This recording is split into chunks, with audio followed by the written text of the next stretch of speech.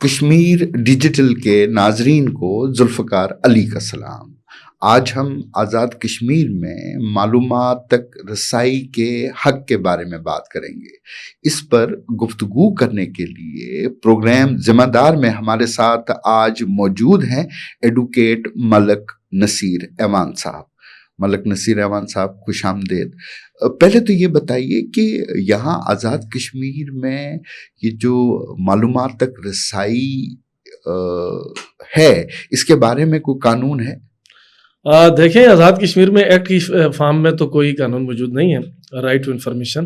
یا right to know کا۔ بہرحال آزاد کشمیر کے انٹرم کنسٹیٹیوشن 1974 کے اندر آرٹیکل 4 اور سب آرٹیکل 22 اس کو ڈیل کرتا ہے۔ اس کے ساتھ ساتھ آزاد ریاست جموں کشمیر کا سپریم کورٹ کا ججمنٹ ہے SCR 2018، جس کے اندر اس کو ایک فنڈامنٹل رائٹ کے طور پر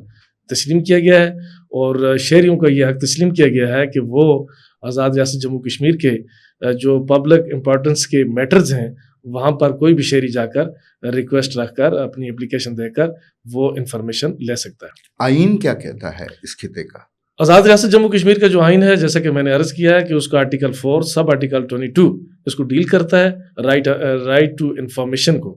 اور آزاد کشمیر کا سپریم کورٹ کا جو ججمنٹ ہے وہ اس کو اسٹرینتھن کرتا ہے، ایکسپلین کرتا ہے، بیان کرتا ہے کہ آزاد ریاست کے شہریوں کو جو ہے وہ معلومات تک رسائی دی جانی چاہیے۔ لیکن آزاد کشمیر کی گورنمنٹ جو ہے اس نے ابھی تک اس کو انڈیپینڈنٹلی کوئی ایکٹ کی فارم میں نہیں لایا۔ اس کی وجہ سے بہت سارے مسائل پیدا ہو جاتے ہیں کہ ایک طرح کا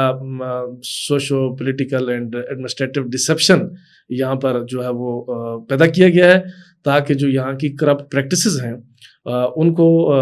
پردہ ڈالا جا سکے ان پر، اور پلس جو ہے اس کا جو پرائمری گول ہے، آبجیکٹو ہے رائٹ ٹو انفارمیشن ایکٹ کا، وہ بنیادی طور پر ایک ویل انفارمڈ سٹیزن کو پروڈیوس کرنا ہوتا ہے، اور دوسری طرف جو اکاؤنٹیبل، رسپانسیبل، ٹرانسپیرنٹ گورنمنٹ کو جو ہے انشور کرنا ہوتا ہے۔ اچھا، اس بارے میں ایک قانون پچھلے 2 سال سے اسمبلی میں ہے، مطلب جو بل ہے وہ 2 سال سے اسمبلی میں ہے، تو اس میں اس دوران کولیشن گورنمنٹ بھی آئی، پیپلز پارٹی کی حکومت بھی ابھی ہے، تو لیکن اس بل کو اسمبلی منظور نہیں کرتی، تو اس کی وجوہات کیا ہو سکتی ہیں؟ دیکھیں، پچھلے جو ہمارے 4 سال گزرے ہیں، پارلیمانی سال جن کو آپ کہہ سکتے ہیں، تو اس میں کوئی بھی کام نہیں ہوا، صرف اس میں گورنمنٹ چینج ہوتی رہی ہیں، اور ایک وزیر اعظم آیا، دوسرا آ گیا، تیسرا آ گیا، تو یہاں پر جو لیجسلیشن ہے وہ بالکل زیرو ہے۔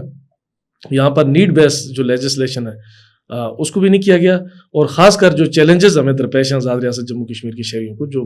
بڑے ملٹی لیٹرل قسم کے جو آسپیکٹس ہیں ان پہ قانون سازی ہونی چاہیے، بدقسمتی کے ساتھ وہ نہیں ہوئی، جس طرح کہ میں نے پہلے عرض کیا ہے۔ لیکن اسمبلی میں تو وہ قوانین بہت سارے ایسے بلز منظور ہوئے جس سے براہ راست یہاں کی پولیٹیکل ایلیٹ کو فائدہ پہنچتا ہے، لیکن کیا وجہ ہے کہ ایسا کوئی بل جسے عام لوگوں کو فائدہ پہنچ سکتا ہے وہ اسمبلی سے منظور نہیں ہوتا؟ دیکھیں، سب سے پہلی بات یہ ہے کہ جو جس کو کہتے ہیں ایک ڈیپ اسٹیٹ فورسز جو ہوتی ہیں، انہوں نے آزاد ریاست جموں کشمیر کی گورنمنٹ کو کیپچر کیا ہوا ہے، جس کو اسٹیٹ کیپچرز کا لفظ بھی استعمال ہوتا ہے، اور پلس اس کو ڈیپ اسٹیٹ بھی کہتے ہیں۔ ڈیپ اسٹیٹ سے مراد کیا ہے ادھر؟ ڈیپ اسٹیٹ سے مراد یہ ہوتا ہے کہ وہ کارنرز، وہ اتھارٹیز کہ جو آزاد کشمیر میں ایک ٹرانسپیرنٹ، ویجیلنٹ گورنمنٹ کو، انسریبل، اکاؤنٹیبل گورنمنٹ کو دیکھنا نہیں چاہتی، بنانا نہیں چاہتی۔ اس لیے کہ جب پاکستان کے تمام شہریوں کے وہاں پر ٹیکس کا جو پیسہ ہے جو وہاں سے نچوڑ کر لایا جاتا ہے آزاد کشمیر میں، تو یہاں پر جو لوگ بیٹھے ہوئے ہیں وہ ڈیول نیشنلٹی کے عمل ہیں، اور یہاں سے وہ پیسہ اٹھا کے وہ دائیں بائیں دنیا میں منتقل کر دیتے ہیں، اور آزاد کشمیر میں یہ دیکھا گیا ہے کہ مالیاتی طور پر بہت زیادہ جو ہے وہ پیسے کو ضائع کیا جاتا ہے، کرپشن کی نظر کیا جاتا ہے، جو کرپٹ پریکٹسز ہیں مالیاتی معاملات میں وہ بہت زیادہ ہیں۔ تو ہم یہ سمجھتے ہیں کہ آزاد کشمیر میں آج تک بھی کوئی عوامی نوعیت کا بڑا پروجیکٹ نہیں لگ سکا، کامیاب نہیں ہو سکا۔ 2-3 ارب روپے کی جو پروجیکٹ ہوتے ہیں، وہ پروجیکٹس ہوتے ہیں، ان کو بنانے کی، ڈیزائن کرنے کی کیپیسٹی جو ہے وہ آزاد کشمیر کے محکموں کے پاس نہیں ہے۔ آپ نے دیکھا ہوگا کہ آزاد کشمیر میں لوکل گورنمنٹ کا جو رقم ہوتی ہے، اماؤنٹ ہوتی ہے، اس کو جون کے 10 دنوں میں ڈسپرس کر دیا جاتا ہے اور وہ سب جبوں میں چلی جاتی ہے. تو یہ آزاد کشمیر شاید سب کنٹیننٹ کا یہ واحد خطہ ہوگا کہ یہاں پر جو ایکسچیکر ہے اس کو بے رحمی کے ساتھ لوٹا جاتا ہے، اس کو کھایا جاتا ہے، اس کو تقسیم کیا جاتا ہے ریوڑیوں کی طرح، اور اس کے اوپر ظاہر ہے ایک پردہ ڈالنے کے لیے، آئرن کرٹن ڈالنے کے لیے انہوں نے یہ کیا کہ رائٹ ٹو انفارمیشن ایکٹ جو ہے، جو یونیورسل ہے،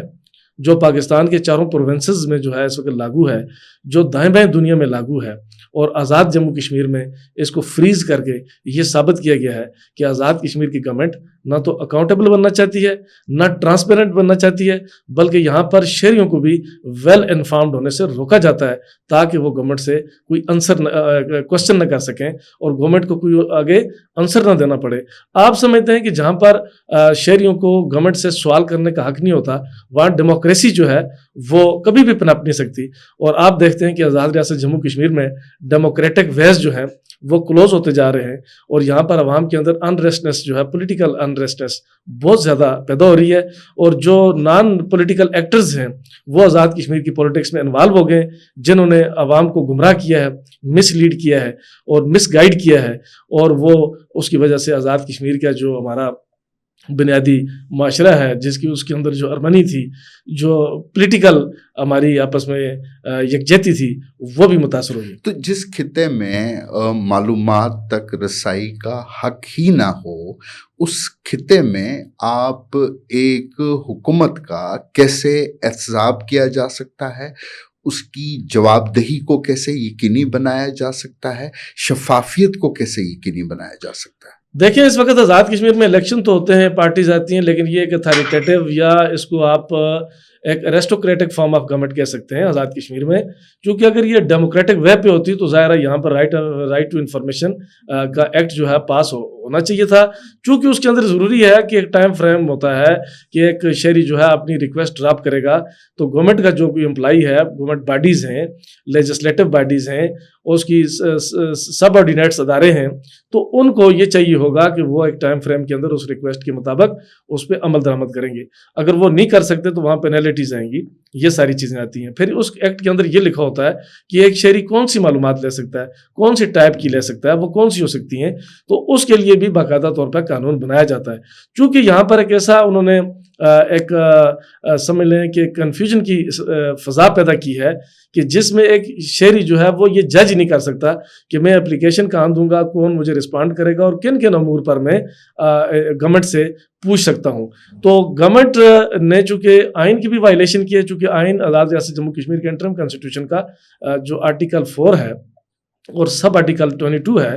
وہ ڈیل کرتا ہے رائٹ ٹو انفارمیشن کو. اور اسی طرح آزاد ریاست جموں کشمیر کا جو سپریم کورٹ ہے اس کا ججمنٹ ہے 2018 میں پاس ہوا ہے، تو اس میں بھی یہ فنڈامنٹل رائٹ کے طور پر تسلیم کیا گیا ہے. لیکن گورنمنٹ نے اس کے باوجود آزاد کشمیر میں رائٹ ٹو انفارمیشن ایکٹ نہ بنا کر کانسٹیٹیوشن کی بھی وائلیشن کی ہے اور سمجھ لیں کہ عدالتی فیصلے کو بھی نظر انداز کیا ہے. تو اگرچہ آئین جو ہے، اس خطے کا آئین معلومات تک رسائی کا حق دیتا ہے، سپریم کورٹ نے بھی اس کو بنیادی حقوق قرار دیا ہے، تو کیا اس صورت میں یہ جو محکمے ہیں یا ادارے ہیں وہ پابند ہیں کہ وہ معلومات فراہم کریں؟ ججمنٹ جو پاس ہوئی ہے اس کے تحت تو وہ پابند ہیں کہ آزاد ریاست جموں کشمیر کے تمام باڈیز جو ہیں، اس کے بعد جو خاص کر جو ایسی باڈیز نیچے سول آرگنائزیشن، سول سوسائٹیز یا نیم سرکاری ادارے کے جو پبلک فنڈز استعمال کرتے ہیں، وہ یہ جواب دہ ہیں کہ جب ان کے پاس اپلیکیشن آئے تو وہ ججمنٹ کی روشنی میں شہری کو جواب دیں. تو اگر وہ انکار کرتے ہیں معلومات دینے سے تو کیا ایسی صورت میں کوئی قانونی چارہ جوئی کر سکتا ہے اور عدالت ان کی کو مدد کر سکتی ہے؟ میں نے جس طرح کہ پہلے عرض کیا کہ جب آپ کے پاس انیکٹمنٹ کی شکل میں یہاں پر کوئی چیز ہوتی تو اس میں ساری چیزیں لی جاتی ہیں. سب سے پہلے یہ ہے کہ کون سی انفارمیشن لے سکتے ہیں آپ، کہ ہر وہ انفارمیشن لے سکتے ہیں آپ کی جو پارلیمنٹ کے اندر ڈیبیٹ ہوتی ہے.